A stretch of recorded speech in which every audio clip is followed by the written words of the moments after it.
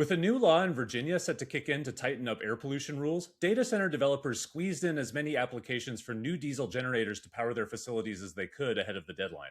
Virginia lawmakers passed a new law in April to curb air pollution from new and expanding data centers with diesel generators by requiring the strongest possible standards for nitrogen oxides, carbon monoxide, and soot. The new requirements kicked in on July 1st, but data center developers saw the deadline coming and raced to beat it, with 19 applications filed this spring that were submitted in time to take advantage of the older, dirtier, and cheaper standards. Nearly two-thirds of the applications for diesel generators, including by Amazon, Google, and Vantage, flew in just before the deadline in the final 2 weeks of June, according to public records obtained through a Freedom of Information Act request. The 19 applications propose adding 2.8 gigawatts of new generation capacity using the older, dirtier standards. That's almost as much as the electricity needed to power all of the homes and businesses served by Virginia's biggest utility, Dominion Energy. The applications for the data center backup generators also propose emitting up to 671 tons of smog-forming nitrogen oxides, as well as 374 tons of carbon monoxide, and about 40 tons of particulate matter, or soot. That's about what could be emitted from a large new gas-fired power plant.